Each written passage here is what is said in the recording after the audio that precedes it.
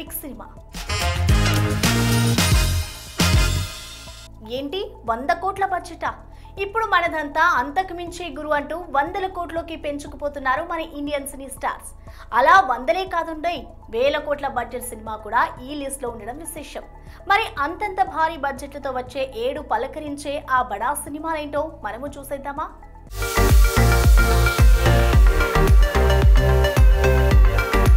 ఇప్పటిదాకా ఒక లెక్క, ఇప్పటి నుండి ఒక లెక్క అంటున్నారు మన ఫిల్మ్ మేకర్స్. సినిమాలో బ్యారియర్స్ తెంచేసుకుని మార్కెట్ పెంచేసుకుని గ్లోబల్ స్టాంప్ వేసుకోవడం మొదలెట్టడంతో మేకర్స్ ఇప్పుడు మరింత బడ్జెట్లు కుమ్మరించేందుకు సిద్ధమైపోయారు. ఈ క్రమంలో భారీ బడ్జెట్తో వచ్చే 7 పలకరించనున్న ఆ సినిమాలేంటో చూస్తే మొదటగా చెప్పుకోవాల్సింది సాయి పల్లవి, రణ్బీర్ సీతారాములుగా నటిస్తోన్న రామాయణం. వినిపిస్తోన్న టాక్స్ ప్రకారం 2 భాగాలు కలిపి దాదాపు 1500 కోట్లు కుమ్మరిస్తున్నారట. ఇక మొదటి భాగం వచ్చే 7 దీపావళికి వస్తే రెండో భాగం 2027 దీపావళికి రానుంది. ఇక అల్లు అర్జున్ అట్లీ కాంబినేషన్లో వస్తోన్న భారీ సైన్స్ ఫిక్షన్ కోసం దాదాపు 800 కోట్లు ఖర్చు పెడుతోందట సన్ నెట్వర్క్. ఈ మూవీలో యూనివర్స్, ప్యారలల్ యూనివర్స్ లాంటి వాటిని గ్రాండియర్ గా చూపించనున్నట్ట అట్లీ. మరి వచ్చే 7 దసరా బరిలోకి దిగుతోందని వినిపిస్తోన్న వార్తల్లో నిజమెంతో మేకర్సే చెప్పాలి. ఇక సలార్ తర్వాత ప్రశాంత్ నీల్, తారక్తో జతకట్టి సెట్స్ మీదకి తీసుకువెళ్లిన సినిమా డ్రాగన్. రుక్మిణి వసంత్ కీలక పాత్రలో నటిస్తోన్న ఈ సినిమా బడ్జెట్ 400 కోట్లు అని తెలుస్తోంది. యాక్షన్, క్రైమ్ డ్రామాగా వస్తోన్న ఈ సినిమా వచ్చే సమ్మర్లో అన్నారు కానీ ఆగుతూ సాగుతోన్న సినిమా మరింత పోస్ట్పోన్ అయ్యే ఛాన్స్ అయితే పుష్కలంగా ఉన్నాయి. ఇక నేను ఒక బెటాలియన్తో సమానమంటూ అంచనాలు పెంచేసిన ఫౌజీ బడ్జెట్ అచ్చంగా 300 కోట్ల పైనే అని తెలుస్తోంది.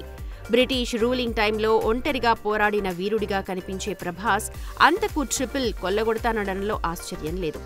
ఇక ఈ సినిమా కూడా వచ్చే సమ్మర్ అన్నారు కానీ డేట్ పై క్లారిటీ రావాల్సి ఉంది.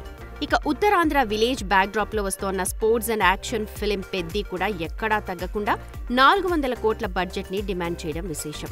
మరి గేమ్ చేంజర్ తో డీలా పడ్డ చరణ్ వచ్చే 7 మార్చి 27న రానున్న పెద్దితో అయినా సక్సెస్ ట్రాక్ ఎక్కుతాడో లేదో చూడాలి. ఇక KGF 2 తర్వాత యష్ తను నటిస్తోన్న టాక్సిక్ కోసం 300 కోట్లు కుమ్మరిస్తున్నారట మేకర్స్. మార్చి 19, 2026న రానున్న ఈ సినిమా అంతకు మించి కొల్లగొడుతుందా లేదా చూడాలి. ఇక వచ్చే 7 షారుఖ్ ఖాన్ హీరోగా, సిద్ధార్థ్ ఆనంద్ దర్శకత్వంలో రానున్న కింగ్ 300 కోట్లతో వస్తుంటే, శ్రీకాంత్ ఓదెలా, న్యాచురల్ స్టార్ నాని కాంబోలో వస్తోన్న పారడైజ్ కూడా దాదాపు 150 కోట్లతో తెరకెక్కడం విశేషం. చూడాలి మరి ఇంతింత బడ్జెట్లు కుమ్మరిస్తున్న మేకర్స్ వాటిని ఎలా రికవరీ చేస్తారు. బాలయ్య ప్రభాస్లకి బాక్స్ ఆఫీస్ వార్ తప్పదా? నా కలవాటే అంటూ బాలయ్య తన సినిమాని పొంగల్లోకి పోస్ట్ పోన్ చేస్తున్నాడా? ఇక తప్పదంటూ రాజాసాబ్ అఖండ 2తో పోటీ పడాల్సిందేనా? లేక డార్లింగ్ కూడా తన సినిమాకి వాయిదా పాట పాడతాడా? వస్తామని ఊదరగొట్టడారు, తీరా అబ్బే ఇప్పుడే రావట్లేదని పోస్ట్ పోన్ చేయడాలు ఇండస్ట్రీలో కామన్ అయిపోయింది. దాంతో మేకర్స్ పలానా తేదీకి వస్తామని అనౌన్స్ చేసినా ఆడియన్స్ నమ్మని పరిస్థితి. దానికి బెస్ట్ ఎగ్జాంపుల్ రాజాసాబ్ అఖండ 2 సినిమా. వాస్తవానికి బాలయ్య తన సినిమాని ఓజీకి పోటీగా సెప్టెంబర్ 25న బరిలోకి దించాల్సింది. ఇక రాజాసాబ్ కూడా డిసెంబర్లో వస్తానని చెప్పి తీరా ఇప్పుడు కాదంటూ పొంగల్ పోటీలో నిలిచాడు. పోనీ ఇప్పుడైనా అనుకున్న సమయానికి వస్తారా అంటే మేకర్స్ లేజినెస్ చూస్తుంటే ఆ డేట్స్ కూడా వాయిదాలు పడతాయా అన్న డౌట్స్ వస్తున్నాయి. అఖండ 2 డిసెంబర్ 5న విడుదల కావాల్సి ఉన్న గ్రాఫిక్స్ పనులు పూర్తి కాలేక పొంగల్ వైపు దిక్కులు చూస్తుంటే రీషూట్లతో బిజీగా ఉన్న రాజాసాబ్ అనుకున్నట్లుగా జనవరి 9నే వస్తాడా లేక మరో డేట్ ని వెతుక్కుంటాడేమో చూడాలి. అయితే సోషల్ మీడియాలో పోస్ట్ పోన్ వార్తలు ఇంత చక్కర్లు కొడుతున్నా మేకర్స్ ఇప్పటికీ ఇవే డేట్స్ ని వస్తామని కాన్ఫిడెన్స్ చూపించడం ఆశ్చర్యమే. చూడాలి మరి సింగిల్ గా వచ్చి బాలయ్య బాక్స్ ఆఫీస్ దున్నేస్తాడా లేక పొంగల్ పోటీలో దిగి కలెక్షన్ షేర్ చేసుకుంటాడా? హీరోతో సమానంగా స్క్రీన్ షేర్ చేసుకునే హీరోయిన్లలో అందం, అభినయం కలగలిపి ఉన్న హీరోయిన్లు ఇండస్ట్రీలో తక్కువనే చెప్పాలి. వీరిలో కమర్షియల్ హిట్స్ ఉన్నోళ్ళు మరీ తక్కువ. అలాంటి ఈ ఇండస్ట్రీలో తనదైన సినిమాలతో ఈ 7 ఏకంగా 1000 కోట్ల బిజినెస్ చేసేసింది నేషనల్ క్రష్ రష్మిక.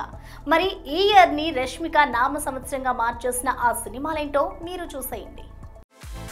రష్మిక రష్మిక రష్మిక ఏ ముహూర్తాన ఈ కన్నడ కస్తూరి కిరాక్ పార్టీ అంటూ సినీ ఇండస్ట్రీలో అడుగు పెట్టిందో కానీ అప్పటి నుండి బాక్స్ ఆఫీస్ కి మంచి కిక్ ఇస్తూనే ఉంది. అలా మొదలెట్టిన ఈ అమ్మడి కెరియర్ చూస్తే ఈ ఏడు వచ్చిన 6 సినిమాలతో ఏకంగా 1000 కోట్ల బిజినెస్ చేయడం విశేషం. వాటిలో ఫిబ్రవరి 14న రష్మిక వికీ కౌశల్ జంటగా 130 కోట్లతో తెరకెక్కిన చావా బాక్సాఫీస్ వద్ద 800 కోట్లకు పైగా వసూళ్లు కొల్లగొట్టింది. ఇక మార్చి 30న సల్మాన్ ఖాన్ తో చేసిన సికందర్ డిజాస్టర్ రేటింగ్స్ తోనూ 170 కోట్లను వెనకేసింది. జూన్ 20న వచ్చిన శేఖర్ కమ్ముల కుబేరా కూడా 130 కోట్లకు పైగా వసూళ్లు సాధించి సక్సెస్ అయిన సంగతి తెలిసిందే. ఇక అక్టోబర్ 21న ఆయుష్మాన్ రష్మిక జంటగా వచ్చిన థామా తెలుగులో ఆడకున్నా నార్త్ బెల్ట్ లో 200 కోట్లు వసూలు చేయడం గమనార్హం. ఇక తాజాగా వచ్చిన the girl friend full run లో 15 కోట్ల దాకా వసూళ్లు చేయొచ్చని టాక్.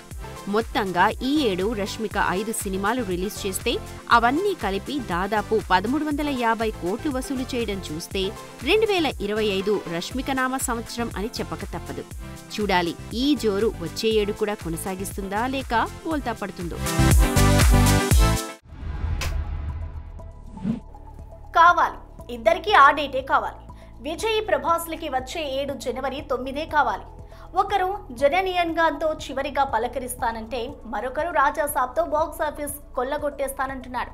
మరి ఒకే రోజు బరిలోకి దిగబోతున్న ఈ ఇద్దరిలో గెలిచేదెవరై ఉంటారు? భారీ అంచనాలు మోస్తున్న ఈ 2 సినిమాల్లో ఏది సత్తా చూపే ఛాన్స్ ఉంది? చాలా హీరోలకి 100 కోట్ల కలెక్షన్స్ రాబట్టాలంటే లాంగ్ రన్ కావాలి. కానీ జస్ట్ ఓపెనింగ్స్ లోనే 100 కోట్ల క్లబ్లోకి చేరిపోతారు రెబెల్ స్టార్ ప్రభాస్, దళపతి విజయ్లు. అంతటి స్టామినా ఉన్న ఈ ఇద్దరు ఒకే రోజున బరిలోకి దిగితే సరిగ్గా అదే జరగబోతోంది వచ్చే ఇయర్ జనవరి 9న. ఈసారి ఏదేమైనా చెప్పిన డేట్కే వస్తామని మేకర్స్ కరాఖండిగా చెప్పడం చూస్తే ఈ 2 సినిమాలు పొంగల్ జనవరి 9న బాక్సాఫీస్ వార్లో దిగడం పక్కా అన్న క్లారిటీ వచ్చేసింది. వాస్తవానికి జనవరి 9న జననాయగన్ మూవీ రిలీజ్ అవుతుండటంతో తమిళ్లో క్లాష్ వద్దనుకుని ఓ రోజు వెనక్కి తగ్గాడు డార్లింగ్. దీంతో తెలుగులోనూ అలాగే విజయ్ వెనక్కి వెళ్తాడని అనుకున్నారంతా. కానీ అసలు తగ్గేదేలే అంటూ జననాయగన్ తెలుగులో కూడా జనవరి 9నే వదలబోతున్నట్ట దళపతి విజయ్. కానీ ఇప్పటివరకు చూస్తే ఆడియన్స్ కి ఫస్ట్ ఆప్షన్ ది రాజాసాబ్ అనే చెప్పాలి. పొరపాటున ది రాజాసాబ్ టాక్ కనుక తేడా కొడితే వెంటనే జననాయగన్ లీడ్ తీసుకుని డామినేట్ చేసే ఛాన్స్ ఉంది. ఇక చివరి సినిమా అంటూ ఊదరగొడుతోన్న జననాయగన్ తమిళనాట థియేట్రికల్ రైట్స్ 110 కోట్లు, ఓవర్సీస్ లో 80 కోట్లు, ఆడియో రైట్స్ 35 కోట్లు, ఓటీటీ హక్కులని అమెజాన్ ప్రైమ్ 120 కోట్లకి పొందినట్టుగా టాక్ వినిపిస్తోంది. మరి విజయ్ తో పోటీ పడుతోన్న మన డార్లింగ్ ఇంకెలాంటి ఫిగర్స్ ని కోట్ చేస్తాడో చూడాలి. సో వ్యూస్ చూసారు కదా, ఇది ఇవాల్టి బిగ్ సినిమా మూవీ అప్డేట్స్. మరో ఎపిసోడ్ లో మళ్ళీ కలుద్దాం. Until then keep watching Big TV. Anchors wardrobe courtesy Shopper stop.